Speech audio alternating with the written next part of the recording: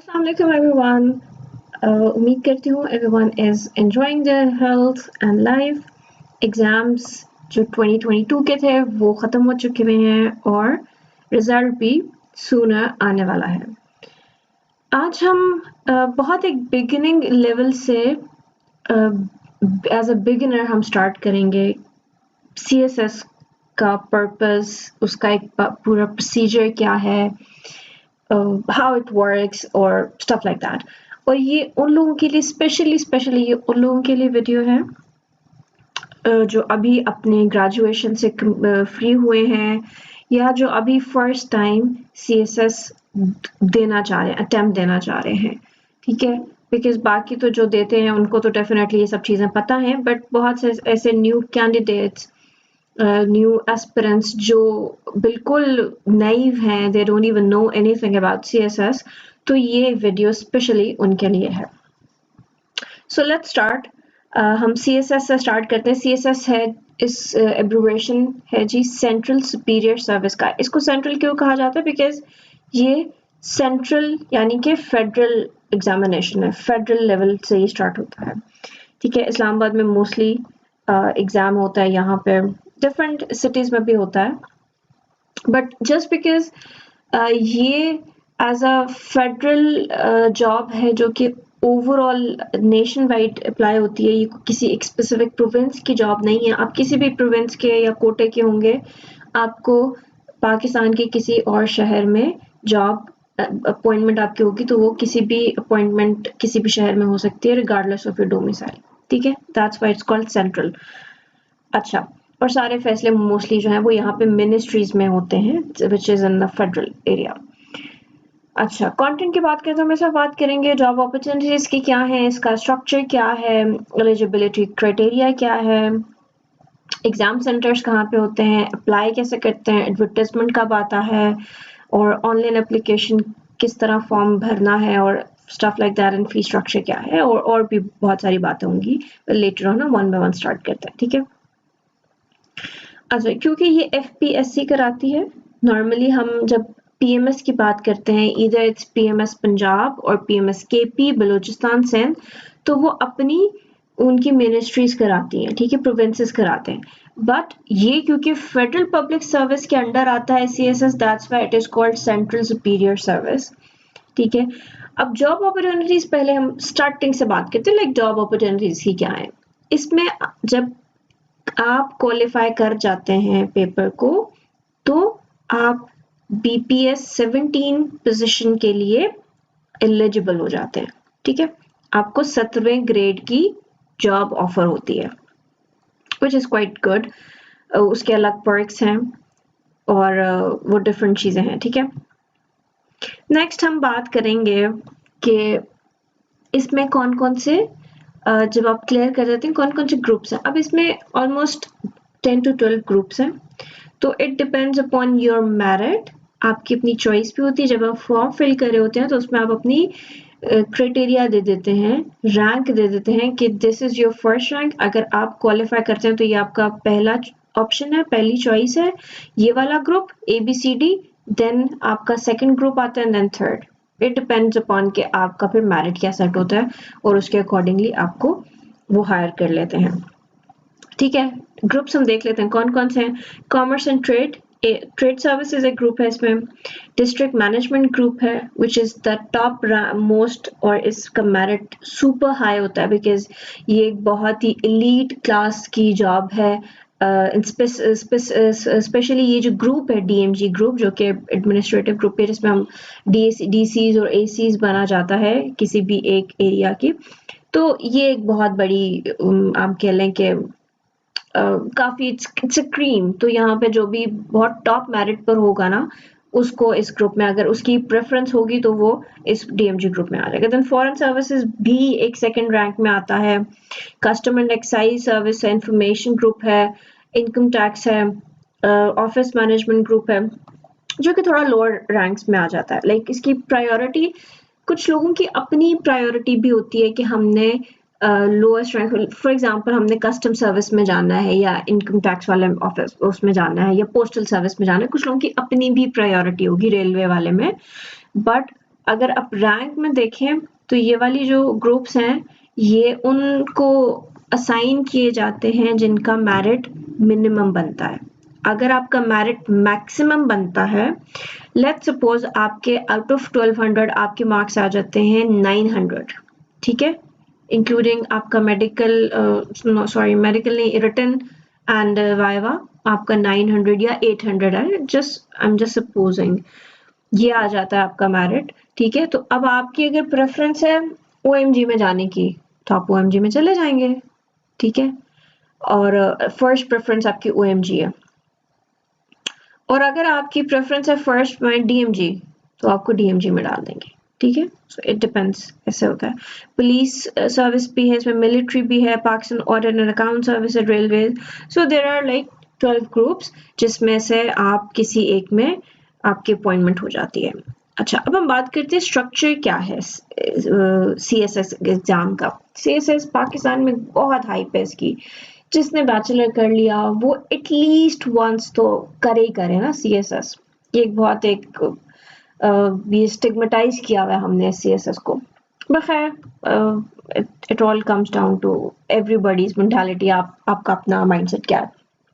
Okay, so let's talk about कि CSS में किस तरह की पार्टीशन है, क्या इसके मॉड्यूल्स हैं। पहला इसका सेट आता है या फेज आता है रिटन टेस्ट, ठीक है, जिसको हम थ्योरी टेस्ट भी बोलते हैं।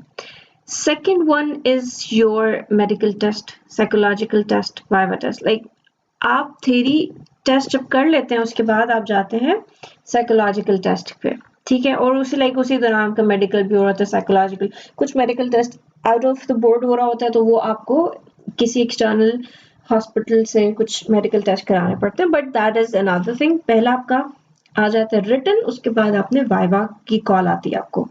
वाइवा की कॉल क्लियर करने के बाद if you have passed the viva and written और आपका इतना स्कोर बन जाता है, फिर आपको मेडिकल टेस्ट के लिए बुलाया जाता है, एंड समटाइम्स साइकोलॉजिकल टेस्ट भी हो जाता है, after and before, it depends, ठीक है। तो इस तरह ये सिचुएशन होती है।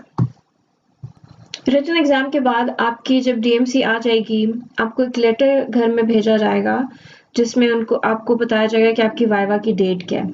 उसी के साथ आपका साइकोलॉजिकल टेस्ट भी कंडक्ट हो सकता है, एंड हो सकता है लेटर ऑन हो, ठीक है, आफ्टर एंड बिफोर हो, it depends. So viva, once you clear your viva, उसके बाद आप जब ये चारों फेजेस क्लियर कर लेते हैं तो आप वेट करते हैं फाइनल कॉल के लिए। अच्छा, अब हम इसको वन बाय वन डिस्कस करते हैं। थ्योरी टेस्ट जो होता है, which is your written test, उसकी क्या situation, that is the major test, ठीक है, बिगेस्ट टेस्ट है।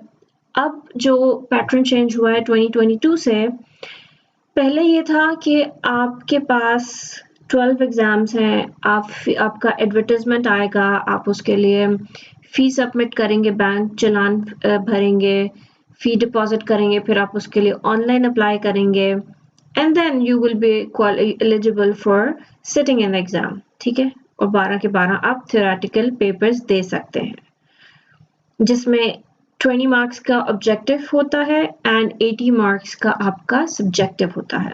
ये पैटर्न सबके साथ सिमिलर है, सिर्फ ऐसे पेपर में नहीं होता आपका ऑब्जेक्टिव, ऐसे में आपका 100 मार्क्स का ऐसे ही होता है, ठीक है। अभी 2022 में क्या उन्होंने स्क्रीनिंग शुरू कर दी है, जिसको एमपीटी कहते हैं। तो वो जो स्क्रीनिंग टेस्ट है उसमें क्या है कि आपने फी भरी, पहले आपकी जो फी थी दैट वाज 2200 रुपीज, अब जो आपकी फी है वो आई गेस कोई 500-600 रुपीज है, या 250 से 600 रुपीज समथिंग लाइक दैट है। तो आपने वो एक छोटी सी अमाउंट भरनी है। आपका एक दिन होगा स्क्रीनिंग का test, which is mostly held in like February, ठीक है। नॉर्मली तो एग्जाम ही फरवरी में हुआ करता था, वो overall theoretical test.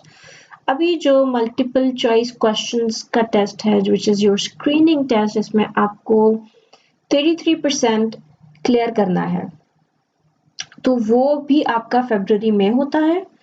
Once you have clear that paper, वो 1 पेजर पेपर होता है, लाइक एमसीक्यूज पेपर होता है, वो आप जब क्लियर कर लेते हैं उसके बाद आपको कोई जो है ना आप क्वालिफाई कर जाते हैं रिटन के लिए, ठीक है।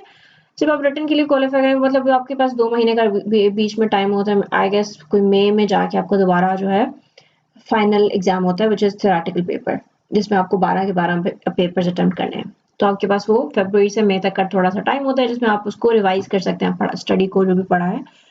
तो वो आपका इस तरह 12 पेपर आपने उसमें देने हैं। अब 12 को किस तरह उन्होंने डिवाइड किया है, उसमें से है जी 600 नंबर के पेपर कंपलसरी और 600 नंबर के पेपर ऑप्शनल। जो कंपलसरी है उसमें आपने मिनिमम 40% मार्क्स लेने ही लेने हैं पासिंग, और जो ऑप्शनल है उसमें आपके 33% मार्क्स हैं, ठीक है, इट्स रिटन हियर। अच्छा, उसके बाद क्या है, अब हम देख लेते हैं कि हमारे पास ऑप्शनल और जो आ रहे हैं हमारे पास सब्जेक्ट्स कंपलसरी, वो क्या है। कंपलसरी में क्योंकि ये सेंट्रल सुपीरियर सर्विस है तो इट्स यूनिक एंड एक ही यूनिफॉर्म है फॉर एवरी कैंडिडेट। इसमें जो कोई प्रोविंस का और कोई एरिया का उसमें नहीं इन्होंने डिस्टिंग्विश किया हुआ, ठीक है। आपका एग्जाम है, कंपलसरी सब्जेक्ट है, उसमें इंग्लिश, जनरल साइंस का पेपर है, current affairs, Pakistan affairs, Islamic studies, तो ये सबके लिए एक है। हाँ, अगर आप नॉन मुस्लिम हैं तो उसके लिए अल्टरनेटिव सब्जेक्ट आ जाएगा नॉन मुस्लिम्स के लिए, ठीक है। ये 600 मार्क्स के पेपर है। इंग्लिश में आपके 2 पेपर आ रहे हैं, एक है एसे और एक है पर्सी और कॉम्पोजिशन। ऐसे भी हम बचपन से पढ़ते आ रहे हैं, जो इंग्लिश मीडियम के स्पेशली लोग हैं, स्टूडेंट्स हैं, उन्हें तो पता होगा। और प्रेस एंड कॉम्पोजिशन भी हम इंग्लिश में पढ़ते ही आ रहे हैं।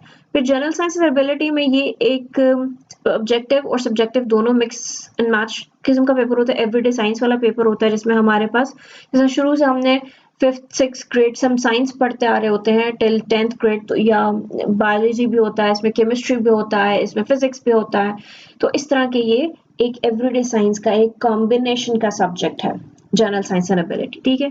करंट अफेयर्स में आपको day to day current affairs का पता होना चाहिए, दुनिया में क्या चल रहा है, स्पेसिफिकली पाकिस्तान का दुनिया से क्या रिलेशन चल रहा है, ठीक है। पाकिस्तान के अफेयर्स क्या हैं करंटली, इंडिया पाकिस्तान का क्या है, चाइना पाकिस्तान का क्या सिचुएशन है, ईरान पाकिस्तान की क्या चल रही है, तो ये बातें करंट अफेयर्स में है, ठीक है। ये थोड़ा ग्लोबली आ जाता है, ब्रॉडर लेवल पे आ जाता है। पाकिस्तान अफेयर्स में हम सिर्फ पाकिस्तान को पढ़ते हैं कि पाकिस्तान इंडिया का प्री पार्टीशन और पोस्ट पार्टीशन में क्या सिचुएशन है, और ये हम बचपन से पढ़ते आ रहे हैं, सोशल स्टडीज जिसको हम कहते हैं। And then it comes to Pakistan studies, जो कि 9th 10th फर्स्ट से सेकेंड में हमारे पास पाकिस्तान स्टडीज का सब्जेक्ट आ जाता है ओए लेवल्स में। I don't know O A levels में क्या पढ़ते हैं, बट जो नॉर्मल पाकिस्तान स्टडीज का एक सब्जेक्ट होता है वो होता है, ठीक है। तो ये वाला एक पाकिस्तान अफेयर्स का, तो ये भी इट्स क्वाइट इजी। फिर आता है इस्लामिक स्टडीज का पेपर, ये भी हम इस्लामिक बचपन से पढ़ते आ रहे हैं। तो ये वाले कंपलसरी वो सब्जेक्ट्स हैं जो हम बचपन से कंपलसरी सब्जेक्ट्स में पढ़ते आ रहे हैं, ठीक है। इसमें कोई इतनी रॉकेट साइंस नहीं है, हाँ थोड़ा सा लेवल हाई है, but the rest is fine. That makes total of 600 marks. ये 600 मार्क्स आपके कंपलसरी के हैं। Then here we are at optional subjects. अब CSS में आपके पास चॉइस है कि आपने ऑप्शनल सब्जेक्ट लेना है। It now depends upon your choice. आपका इंटरेस्ट लेवल क्या है किसी सब्जेक्ट से रिलेटेड, आपने प्रीवियसली कौन से सब्जेक्ट्स पढ़े हुए हैं, ये बहुत मैटर करता है। अगर आपने कोई स्टडी किया हुआ है, कोई यानी कि बैचलर्स में अगर आपने कुछ सब्जेक्ट पढ़ा हुआ है और वो आपके इन ग्रुप्स में मैच कर रहा है, आई वुड से वो पढ़ लें, क्योंकि वो आपने ऑलरेडी पढ़ा हुआ, एक इंट्रो सा उसका पढ़ा हुआ है, तो अभी आपको उसको पढ़ने में आसानी हो जाएगी, ठीक है, रिफ्रेशर हो जाएगा। लेकिन कुछ मेरे जैसे स्टूडेंट्स होते हैं जिनका कोई भी इंटरेस्ट नहीं होता, जिन्हें कोई भी सब्जेक्ट नहीं समझ में आ रहा होता, अब उन्हें देखना होता है कि क्या लेना है। फिर उन्हें क्या करना है, 2 तरह के ऑप्शन है उनके लिए। एक तो यही फॉलो द ट्रेंड, जो सब चल रहा है, जो सब कह रहे हैं, किसी के कहने पे ले लिया, एक ये बात होती है। दूसरा, अगर वो दिमाग अपना लगा लें तो दूसरा सिचुएशन ये होगा कि वो एक एक सब्जेक्ट को देखें, मतलब इफ इट्स लाइक मैं आपको प्रॉपर ग्रुप से फेमिलियराइज कराती हूँ, ठीक है। अच्छा, हमारे पास 7 ग्रुप्स हैं, इसमें मैं आपको बताऊंगी कि वो किस तरह सब्जेक्ट्स को देख के चूज कर सकते हैं। 7 ग्रुप्स हैं हमारे पास इसमें। 7 में से जो फर्स्ट 2 ग्रुप्स हैं, group number 1 and group number 2, इसमें हमारे पास ना कुछ सब्जेक्ट्स हैं 200 मार्क्स के और कुछ सब्जेक्ट हैं ग्रुप 1 में तो हमारे सारे सब्जेक्ट्स 200 मार्क्स के ना, ग्रुप 2 में कुछ सब्जेक्ट हैं 200 के और कुछ सब्जेक्ट हैं 100 के, ठीक है। इसमें से हमें एक आधा सब्जेक्ट उठाना है। अब देखते हैं वो किस तरह उठा सकते हैं। पहले आप ग्रुप 1 में से उठा रहे हैं। अब अगर आप कोई 200 मार्क्स का सब्जेक्ट उठा लेते हैं तो ये आपके लिए आसानी इस तरह से होगी, पेपर आपके होंगे 2 ही। अगर इसका उठा रहे हैं आप, वो 100 का उठा रहे हैं, तो अभी आपको 2 पेपर अलग से देने हैं। अगर आप 200 का उठा रहे हैं तो दैट डजंट मीन कि आपको 200 का ही कलेक्टिव पेपर एक आएगा, नहीं, आपको 100 के 2 आएंगे, लेकिन सब्जेक्ट एक होगा, ठीक है। अब जैसे अकाउंटेंसी एंड ऑडिटिंग है, जो लोग अकाउंटेंसी पढ़े हुए हैं, इकोनॉमिक्स, फाइनेंस, अकाउंटेंसी जिन्होंने पढ़ी हुई है, ऑडिटिंग पढ़ी हुई है और जिनकी डिग्री है specifically, and if they feel like कि यार ये हमारे लिए आसान है, हमें हमारी इस पे कमांड है, हम कर सकते हैं, गो फॉर इट। इकोनॉमिक्स वाले इकोनॉमिक्स उठा लें, बट हाँ ये होता है थोड़ा सा ट्रिकी हो जाती हैं चीजें। If you feel like you can handle such subjects then well and good, आपकी अपनी डिग्री से बेहतर कोई और सब्जेक्ट नहीं है, ठीक है। कंप्यूटर साइंस वाले अपना वो सब्जेक्ट उठा लें क्योंकि उनकी कमांड है, उन्होंने 4 साल लगाए हैं उस सब्जेक्ट में, तो अगर उन्हें लगता है कि they are very well versed in these subjects तो गो फॉर इट। अदरवाइज ये पहले 3 सब्जेक्ट्स आप अपनी डिग्री से रिलेटेड उठा लें, अगर आपकी डिग्री है इसमें, नहीं है go for these 2, political science और आईआर। आईआर वाले वो बच्चे जिन्होंने आईआर की डिग्री की है वो डेफिनेटली आईआर उठाएंगे। खैर उनके लिए पॉलिटिकल साइंस भी आसान है, लेकिन आईआर की डिग्री है, वो आईआर उठाना चाहते हैं, उठा लें, गुड है।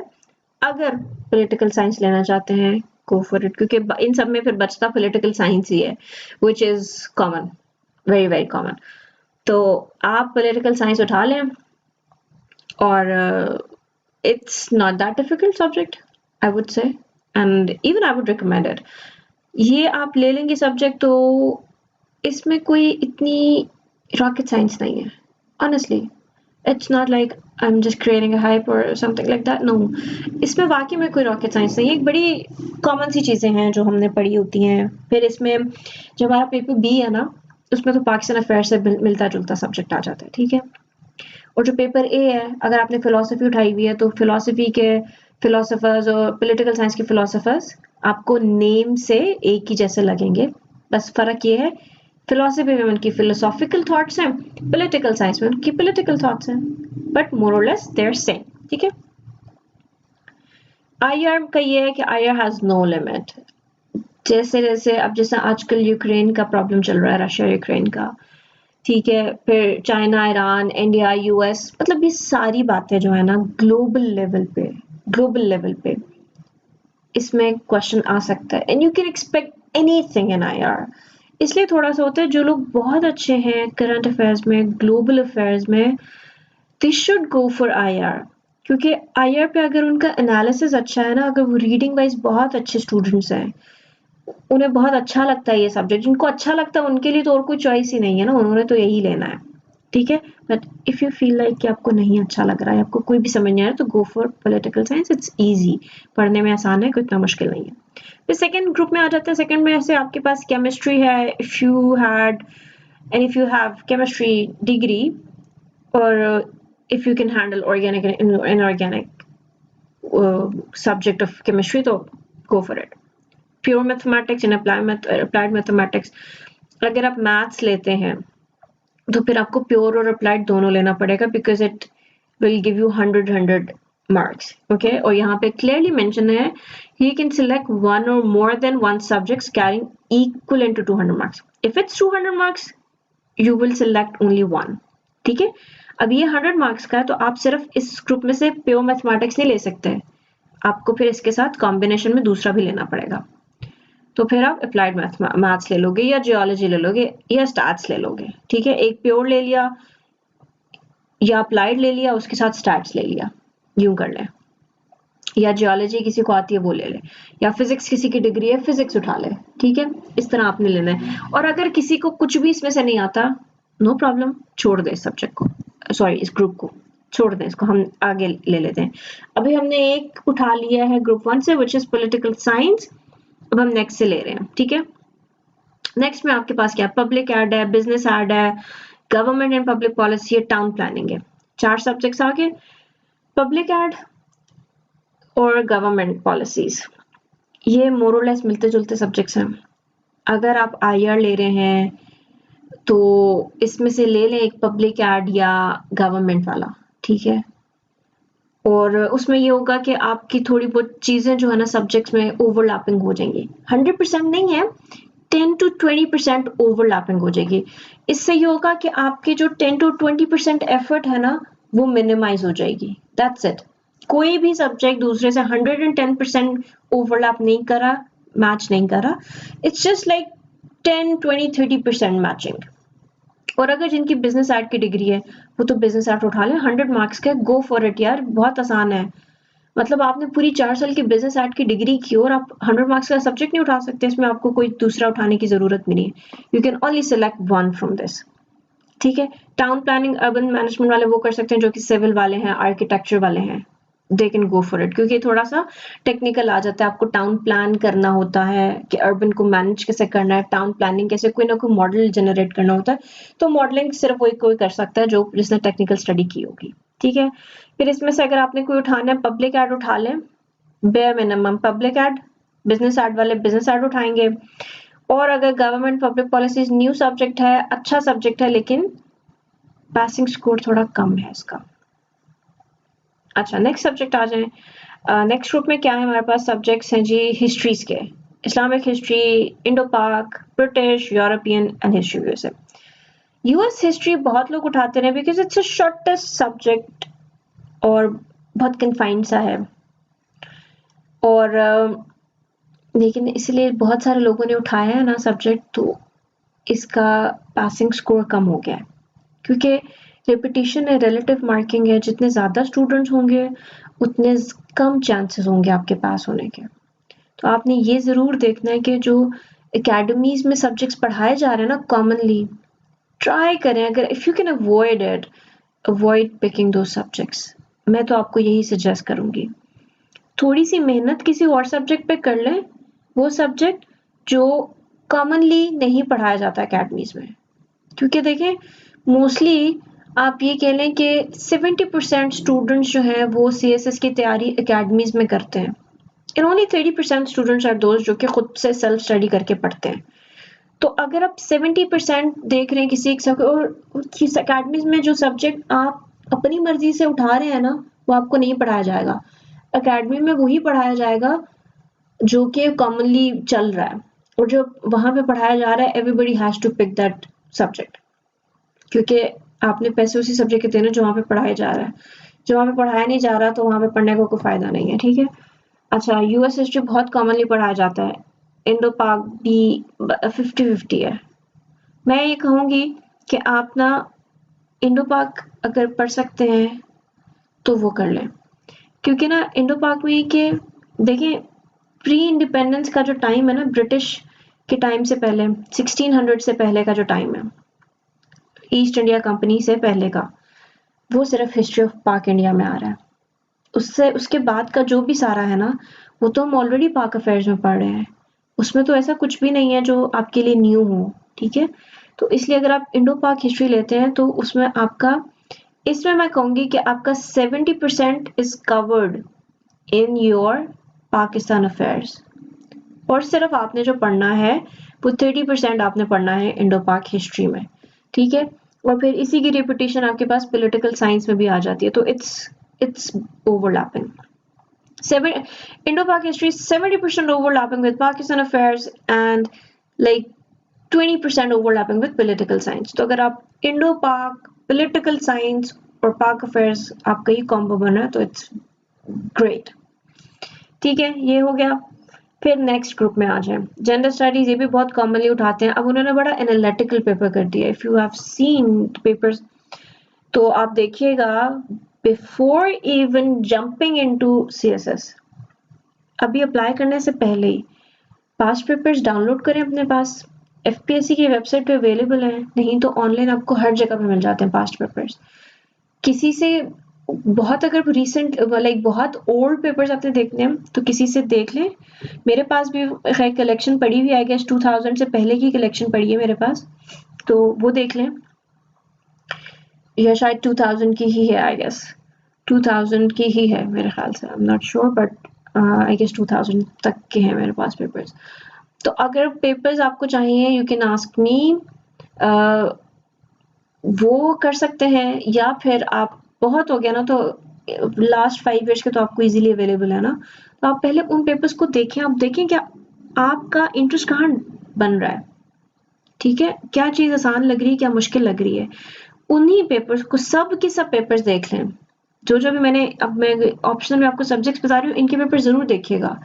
इसमें देख के फिर आप देखें कि आपको इनके क्वेश्चंस में इंटरेस्ट हो रहा है, बिना पढ़े भी कि आपको वो क्वेश्चंस एटलीस्ट समझ में आ रहे हैं कि नहीं, ये अंडरस्टैंडिंग बहुत ज़रूरी है। आपका प्रीवियस बैकग्राउंड नहीं है किसी भी चीज़ के लिए। लेट्स सपोज मेरा जेंडर स्टडीज़, एग्रीकल्चर, एनवायरनमेंट का नहीं है बैकग्राउंड, ठीक है, ज़ूलॉजी मुझे नहीं पता इसमें क्या है, ठीक है, इस ग्रुप में मैं कहूँ कि मुझे कुछ भी नहीं पता क्या है। लिटरेचर के subject I would not recommend, क्योंकि लिटरेचर थोड़ा बहुत एक सॉलिड सब्जेक्ट आ जाता है, और जिसकी वजह से फिर अगर आपका लिटरेचर है, इंग्लिश लिटरेचर डिग्री है, उर्दू लिटरेचर है, तब आप ज़रूर ये लें, क्योंकि आपकी एक डिग्री है, आपने मेहनत की है इसमें, तो आपको इसमें अच्छा नॉलेज होगा, ठीक है। लेकिन ये ज़रूर याद रखिएगा कि इसका पेपर जो है, वो जो CSS एग्जामिनर आपका पेपर चेक करेगा, पेपर चेकर जो होगा, वो भी फिर लिटरेचर का ही मास्टर होगा, वो कोई जेनेरिक नहीं होगा, ठीक है। इट्स नॉट लाइक कि उसको सिर्फ एक की दी होगी और वो उसके अकॉर्डिंग, नहीं, वो लिटरेचर का ही मास्टर होगा फिर, ठीक है। बाकी ये है कि ये वाले सब्जेक्ट्स थोड़े नॉर्मल होते हैं, चल जाते हैं। अच्छा, जेंडर बहुत कॉमनली लोग लेते हैं, देख लें जेंडर, इन तीनों में से देख लीजिएगा, एनवायरमेंटल, एग्रीकल्चर, फॉरेस्ट्री, जेंडर। अगर आप PMS भी देना चाहते हैं तो PMS पंजाब में एग्रीकल्चर एंड फॉरेस्ट्री के 2 अलग-अलग पेपर्स हैं, ठीक है, तो आप इसके लिए मैनेज कर सकते हैं। 100 मार्क्स का एग्रीकल्चर का, 100 का फॉरेस्ट्री का। अगर आप यहाँ पे एक सब्जेक्ट 100 मार्क्स का उठा रहे हैं तो आपको PMS में प्रिपेयर करना आसान होगा। कुछ मैं आपको दूसरी एडवाइस ये करूँगी कि आप वो सब्जेक्ट्स लेना जो कि PMS में भी आपको हेल्प करे। ये ना हो कि आपको PMS के लिए नए सिरे से तैयारी करनी पड़े, ठीक है। तो environmental, agriculture and gender studies, इसमें देख लो, gender is very common, score बहुत ज़्यादा करता था पर अब नहीं करता, अब थोड़ा सा, नॉट थोड़ा सा, काफ़ी ज़्यादा ये एनालिटिकल है। If you are good at analysis then you can opt it, इसमें एनालिसिस कर सकते हो, थेरीज को लगाना, थेरीज के साथ प्ले करना आता है तो अच्छा है, चल जाओगे। अगर नहीं आता ना, फिर ना लो, फिर एनवायरमेंटल ले लो, एनवायरमेंटल आसान है। एनवायरमेंटल में सो फार अभी तक कोई ऐसी थेरीज लगानी नहीं पड़ती, कोई प्ले अराउंड नहीं करना पड़ता। हाँ, कुछ चीज़ें होंगी, वो आपसे करंटली पूछ लेगा कि करंटली इन जो पुराने इसके कुछ वो कह लें कि एक्ट्स हैं, उन एक्ट्स को कहाँ पे अप्लाई कर सकते हैं, क्या हम बेहतरी ला सकते हैं, क्या फ्यूचर प्लानिंग हो सकती है, और कैसे क्लाइमेट चेंज हो रहा है तो उसके अकॉर्डिंगली चीज़ें डिफरेंट होंगी। तो इस तरह के कुछ फ्यूचरिस्टिक क्वेश्चंस होंगे, but comparatively easier to general studies. Zoology, botany, if your degree is in these subjects, go for it. वरना ये बहुत बायोलॉजिकल सब्जेक्ट्स हैं, आते हैं, बायोलॉजी अच्छी लगती है तो पढ़ लो, ले लो, नहीं अच्छी लगती तो छोड़ दो, ठीक है। अच्छा, छठे वाले में हमारे पास छठा ग्रुप जो है, इसमें लॉज हैं, सारे लॉज, फिर इसमें फिलोसफी है, सारे लॉज हैं, एक फिलोसफी, एक क्रिमिनोलॉजी। लॉ के स्टूडेंट हो तो कोई एक लॉ का उठा लो, मुस्लिम लॉ है, मर्केंटाइल लॉ है, कॉन्स्टिट्यूशनल है, इंटरनेशनल, आई लॉ का सब्जेक्ट जो है ना, ये बहुत हिट हुआ है, ठीक है, तो मैं ये रेकमेंड नहीं करूँगी। बाकी सब्जेक्ट्स हैं, क्रिमिनोलॉजी, फिर जब आई लॉ बहुत हिट हुआ ना 2019 में, तो लोग क्रिमिनोलॉजी की तरफ आ गए हैं, ठीक है। तो अभी ये है कि जो है ना, क्रिमिनोलॉजी और फिलॉसफी की तरफ पे अभी मैं देख रही हूँ कि बहुत ज़्यादा इसकी तरफ रुझान डेवलप हो रहा है। तो जब लोग इसकी तरफ आ जाए ना ज़्यादा, क्रिमिनोलॉजी, फिलॉसफी की तरफ, फिर भले लॉज की तरफ चले जाना, बैक टू पास। बट अभी मैं भी यही प्रेफर करूँगी, क्रिमिनोलॉजी, फिलॉसफी में से कोई एक सब्जेक्ट उठा लो, क्योंकि इसमें आपको कुछ अप्लाई नहीं करना, इट्स वेरी सिंपल। क्रिमिनोलॉजी में कुछ हो सकता है अप्लाई करना, बिकॉज उसके कुछ लॉज हैं, कुछ एक्ट्स हैं, कुछ रूल्स हैं जो कि आपको क्रिमिनल लॉ एक्ट के तौर पे अप्लाई करने पड़ सकते हैं, कुछ एजेंसीज के बारे में इंफॉर्मेशन हो सकती है, बट फिलॉसफी में एज सच नहीं एप्लीकेशन। फिलोसफी में वो आपको कंटेम्प्रेरी फिलोसोफर्स को पूछ लेगा, उसके बारे में बताना का बट एप्लीकेशन नहीं है। एंड देन फाइनली 7th है जिसमें आपके पास लैंग्वेजेस भी हैं, जर्नलिज्म, स्टूडेंट हो जर्नलिज्म के उठा लो, अच्छा सब्जेक्ट है। साइकोलॉजी के स्टूडेंट हो उठा लो, ज्योग्राफी के हो उठा लो, ज्योग्राफी अगर ऊपर जियोलॉजी किसी ने ली है तो ज्योग्राफी ले ले। एंथ्रोपोलॉजी नहीं, एंथ्रोपोलॉजी नहीं, सोशियोलॉजी बहुत लोग लेते हैं, पंजाबी लेते हैं, बाकी अपनी लैंग्वेजेस ले लेते हैं। तो इसमें देख लो सोशियोलॉजी, पंजाबी, ज्योग्राफी, साइकोलॉजी, ये वाले कुछ एक मेन सब्जेक्ट्स हैं जो कि अभी तक इजी चल रहे हैं। तो इसमें से देख लो अगर कोई इजी लगता है, क्वेश्चन पेपर ज़रूर पढ़ो, पुराने 5 पेपर्स क्वेश्चन पेपर ज़रूर पढ़ो और फिर उसमें देखो कि वो क्वेश्चन समझ में आ रहे हैं कि नहीं आ रहे। एक होता है ना नॉर्मल हमारी कॉमन सेंस, उसको एक्सेप्ट करी है कि नहीं करी, ये ज़रूर देख लेना, ठीक है। ये हो गया, जब आप ये पास कर लोगे तो फिर आपने मेडिकल टेस्ट के लिए आपको कॉल आ जाएगी, ठीक है। मेडिकल टेस्ट होगा आपका, उसके बाद आपको वहाँ पे जो है मेडिकली एग्जामिन किया जाएगा, क्योंकि जो हमें सर्विसेज के लिए चाहिए लोग वो बिल्कुल फिट एंड बड़े हेल्दी लोग चाहिए, जो फिजिकली फिट लोग हों वो होंगे।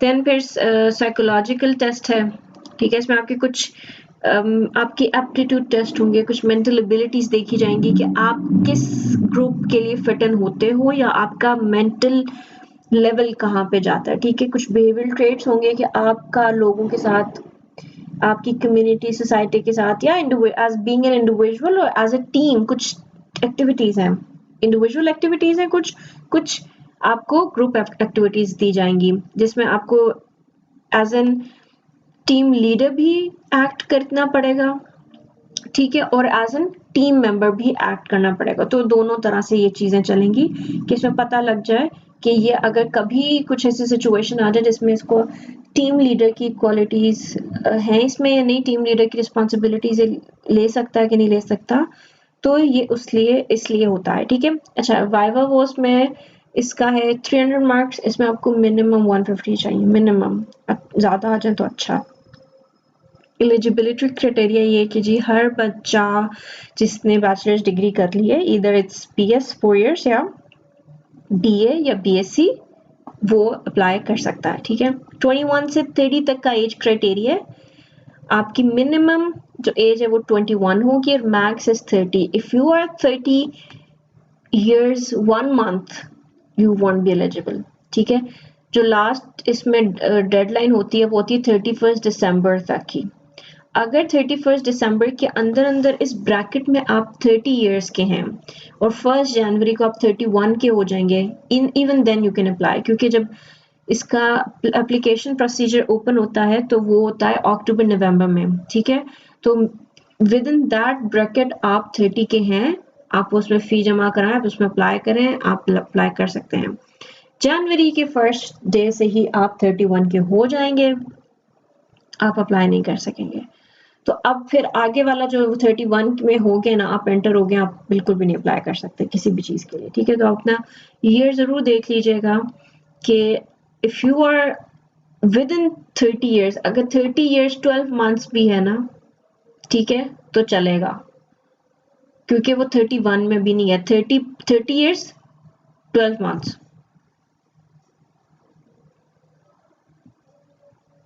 no I'm sorry, no it's not 30 years 12 months, it's 29 years 12 months which makes you 30, क्योंकि 30 से आप क्रॉस कर गए तो आप जो है ना वो निकल जाएंगे, ठीक है। तो 29 years से 12 months तक, लाइक 31 दिसंबर तक अगर आप 30 years के हैं तो आप चल जाएंगे। अच्छा, अब ये एग्जाम जो है ये पाकिस्तान के डिफरेंट शहरों में, बड़े बड़े मेट्रोपॉलिटन सिटीज में होता है, समथिंग लाइक कुछ डिफरेंट सेंटर्स बने होते हैं। तो आप हर जगह, if you are in Karachi, Lahore, Islamabad, कहीं पे भी हैं तो आप इसमें टेस्ट सेंटर में बैठ सकते हैं, अप्लाई कर सकते हैं। अच्छा, अप्लाई करने का बहुत आसान तरीका है।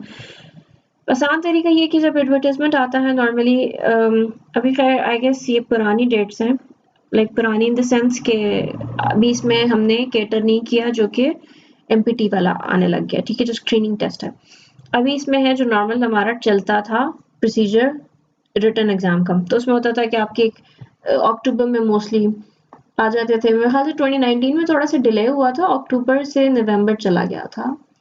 तो ये कि अक्टूबर में ये ओपन होता है प्रोसीजर, नवंबर तक आपको अप्लाई करना होता है, दिसंबर पहले आपने ऑनलाइन अप्लाई करना। ऑनलाइन कैसे अप्लाई करना है, पहले आपने एडवर्टाइजमेंट आ गया, उसमें उसने एंड डेट दी है, ठीक है, लास्ट सबमिशन डेट भी दी है, और उसके बाद उसने एक चीज बताई, एक ऑनलाइन सबमिशन डेट है और एक हार्ड फॉर्म की सबमिशन डेट है, ठीक है। ऑनलाइन में क्या है, पहले आपने एडवर्टाइजमेंट देखा, आपने वहां से चालान फॉर्म, आप वेबसाइट पे गए, एफपीएससी की वेबसाइट पे, वहां पे आपने चालान फॉर्म लिया, उस चालान फॉर्म को आपने फिलअप किया, उस चालान फॉर्म को लेके आप गए बैंक में, ठीक है, HBL है, ABL है, जो भी बैंक उस पर लिखा हुआ है, आप उस बैंक में गए, वहां पे आपने फी सबमिट कराई। फी सबमिट करने के बाद एक कॉपी अपने पास रख लेते हैं, एक दो कॉपी आपको, एक बैंक कॉपी अपने पास रख लेते हैं, बाकी कैंडिडेट कॉपी और जो डिपार्टमेंट की या जो मेरे ख्याल से एफपीएससी कॉपी होती है वो आपके पास होती है, क्योंकि एफपीएससी कॉपी आपको आगे जमा करानी होती है। तो आप कैंडिडेट की कॉपी लेकर आके घर आ जाएंगे, एफपीएससी की भी कॉपी ले आ जाएंगे। अब क्या होगा, आपने जो उस पर वाउचर नंबर है, स्टैम्प नंबर है, बैंक नंबर है, एनीथिंग जो भी उसने बैंक रिप्रेजेंटेटिव ने भी जो उसमें डिटेल्स भरी हैं, और जो उस फॉर्म पे भी लिखा हुआ है, कोई स्टैम्प लगी होगी ना, उसमें भी उसमें लिखा होगा नंबर। आपने क्या करना है, ऑनलाइन आप आएंगे वेबसाइट पे, आप उसमें बताएंगे कि आपने एनबीपी, अच्छा सॉरी ये एनबीपी का होता है, हाँ एनबीपी ही जमा कराना पड़ता है, if I am not wrong, बाकी किसी ब्रांच में मुश्किल होता है। हाँ तो ये अगर इस्लामाबाद में है तो इस्लामाबाद की तरह एनबीपी में किसी भी ब्रांच में आप करा दें, बाकी जगहों का और तरीका होता है, लाइक एनबीपी में ही कराना है बट अपने अपने सिटी के अकॉर्डिंगली। तो वहां पे क्या है, आप ऑनलाइन वेबसाइट पर आएंगे, अपने बताएंगे किस डेट में आपने सबमिट कराई है, ठीक है, और कितनी फी सबमिट कराई है, किस बैंक में कराई है, किस ब्रांच में कराई है, उसका कोड नंबर होता है, ये सब चीजें बता दी। फिर आपने फॉर्म फिल करना शुरू कर दिया, उसमें आपके पास एक डिटेल्ड फॉर्म होता है जिसमें आप अपनी क्वालिफिकेशन, वर्क एक्सपीरियंस, एनीथिंग जो भी वहां पे रिक्वायर्ड होता है वो आपको देना होता है, लिखना होता है, ठीक है। और उसके बाद आप उसमें अपने ग्रुप्स में बता देते हैं, अपने इंटरेस्ट, हॉबीज वगैरह एवरीथिंग आप बताते हैं, वो सब चीजें होती हैं, ये आपने ऑनलाइन वहां पे जमा करा दिया। Once the online form submission date has gone, उसके बाद आपके पास 10 दिन का एक विंडो होती है जिसमें आपने हार्ड डॉक्यूमेंट्स जमा कराने हैं एफपीएससी में। तो वो आप बाय हैंड भी करा सकते हैं, बाय पोस्ट भी करा सकते हैं।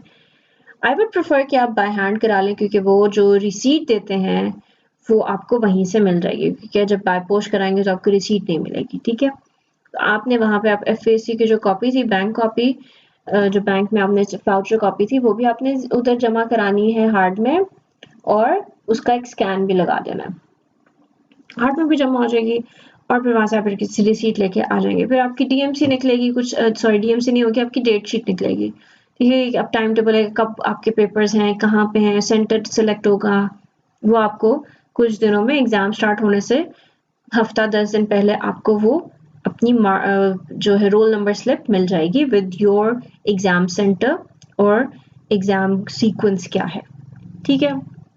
ये आपका सारा प्रोसीजर हो गया कि आपने कैसे उसको अप्लाई करना है। CNIC नंबर और कॉपी ज़रूर रखिएगा, कुछ एजुकेशनल डॉक्यूमेंट्स भी चाहिए होते हैं, डिटेल्स एवरीथिंग ये रिक्वायर्ड होती है। बाकी आप जो है जब आप अप्लाई करेंगे खुद से तो आपको मज़ीद आइडिया भी हो जाएगा। In case of any ambiguity you can just reach out to me any time. WhatsApp group है, जिसके पास है नहीं है मुझे बताइएगा, मैं लिंक भी शेयर कर दूंगी, so you can just reach out to me any time. अच्छा डॉक्यूमेंट्स आप देखें क्या चाहिए था, educational certificates, work experience, photographs, bank receipt of exam fee, जो आपने एग्जाम फी जमा करे उसका एफपीएससी की कॉपी भी आपने जमा करा देनी है, ठीक है। And it varies from applicant to applicant, कौन से फॉर्म चाहिए उनको, कौन से। अच्छा ये तो वो है जो हम नॉर्मल है ना, जिनकी जॉब नहीं है, जो गवर्नमेंट प्रोसीजर, गवर्नमेंट चैनल को फॉलो नहीं कर रहे, आम स्टूडेंट्स थे, प्राइवेट स्टूडेंट्स थे, या प्राइवेट लोग थे। जो गवर्नमेंट के एम्प्लॉयज होंगे and if they want to apply for CSS, तो उनका गवर्नमेंट के थ्रू आई गेस कुछ एनओसी वगैरह होता है, वो गवर्नमेंट के चैनल को फॉलो करेंगे, तो उनके लिए अलग से है वो सारी रिक्वायरमेंट उनको खुद को भी पता होगा और बाकी जो है ना वो ऑनलाइन भी देख सकते हैं कि क्या सिचुएशन है। ठीक है, अच्छा 2200 रुपया फी थी जो इसकी एग्जाम फी है, जो कि टोटल 12 पेपर्स की एग्जाम फी होती थी। 200, 250, 300 जो है इसकी अब है उसकी एमपीटी की फी। ठीक है, रीचेकिंग अगर आपने करानी है तो 500 रुपया आपको रीचेकिंग के लिए देना होगा। अच्छा, एक और बात जो थी, एक तो एज फैक्टर था कि 21 से कम नहीं होंगे आप और 30 से ज्यादा नहीं होंगे। ठीक है, मिनिमम और मैक्स आपकी यही एज ब्रैकेट है। दूसरी बात ये कि 3 बार से ज्यादा आप अप्लाई और अटेम्प्ट नहीं दे सकते सीएसएस की। चौथी बार का कोई चक्कर ही नहीं है। थर्ड टाइम हो गया, ईदर यू पास और नॉट, आप चौथी बार नहीं अप्लाई कर सकते। ठीक है, अगर आपका सीएसएस पास हो जाता है और अल्लाह करे सबका पास हो तो आपको वाइवा की कॉल आएगी और आपको फिर आगे चारों लाइक द नेक्स्ट 4 फेजेस आपको उसके लिए अपेयर होना पड़ेगा, वाइवा, साइकोलॉजिकल टेस्ट और मेडिकल टेस्ट। ठीक है, पासिंग मार्क्स यही है कि मिनिमम आपके 40% मार्क्स आए कंपल्सरी में और 33% आए ऑप्शनल सब्जेक्ट में। और क्या है इस सब में, अगर एक और बड़ी इंपॉर्टेंट बात, अगर आपका सीएसएस सारे सब्जेक्ट्स आपके क्लियर 12 के 12 आपके क्लियर हो जाते हैं बट आपका जो एग्रीगेट बना है वो लेस देन 600 बना है, वो बना है 599, you won't be eligible, you would consider as fail। आपको सब सब्जेक्ट्स में भी पास होना है, 12 के 12 सब्जेक्ट्स में, और आपने मिनिमम स्कोर भी 600 लेकर आना है, 600 से कम नहीं चलेगा। 500, 599 fail, 598 fail, 400 fail, 500 fail, even your all 12 papers are clear। तो ये जरूर दिमाग में बात रखिएगा कि सारे पेपर क्लियर हो भी जाएं तो इसका ये मतलब नहीं है कि आप सब में 40 और 33 लेके पास हो जाएं, बट आपका एग्रीगेट जो है वो कोई 400-500 बने और आप कहेंगे जी मैं तो पास हूं, मुझे क्यों नहीं इन्होंने किया, मुझे फेल क्यों किया है। तो फेल आप इसलिए है क्योंकि आपका एग्रीगेट लेस देन 600 बना है। मिनिमम पासिंग जो स्कोर है आउट ऑफ 1200 वो है 600, और ऑप्शनल और जो कंपल्सरी है उनका भी एक मिनिमम पासिंग स्कोर है, ऑप्शनल का 33 और कंपल्सरी का 40। तो इस तरह ये एक डिस्ट्रीब्यूशन चली हुई है, तो आपने इन चीज़ों को ज़रूर फॉलो अप करना है। एंड ये बातें उन लोगों के लिए बहुत बहुत इंपॉर्टेंट हैं जो कि न्यूबीज हैं, जिन्होंने अभी अभी एफएससी बीएससी क्लियर किया है, बीए क्लियर किया है, जिनको आगे वो चाहते तो हैं कि वो सीएसएस में अपेयर हों बट उनको ये निटी ग्रिटीज नहीं पता। तो ये वीडियो स्पेसिफिकली मैंने उन लोगों के लिए बनाई है ताकि उनको छोटी छोटी बातें जो कि इंसान अपनी एक्सपीरियंसेस से सीखता है या लोगों से बैठ के सीखता है, तो वो स्टूडेंट्स, वो एस्पिरेंट्स जो चाहते तो हैं इसमें अपेयर होना, इसमें कदम रखना, लेकिन उनको बेसिक्स नहीं पता। तो हर फील्ड की हर चीज़ की बेसिक्स पता होना बहुत ज़रूरी है before you start doing anything, क्योंकि जब आपको बेसिक्स नहीं पता होंगी ना, हर गेम के कुछ रूल्स होते हैं, अगर आपको वो रूल्स नहीं पता आप शॉर्ट हार जाओगे। तो CSS is a game, it's a game changer. So इस गेम के रूल्स पता होना बहुत ज़रूरी है।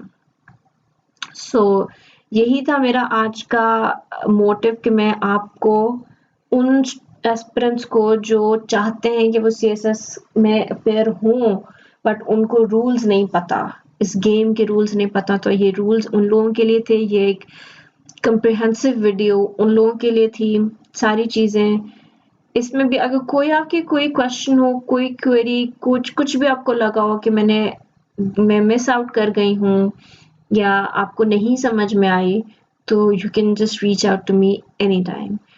Thank you so much.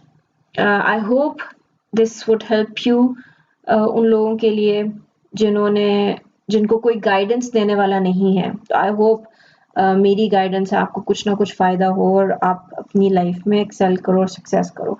Thank you so much. अल्लाह हाफिज़।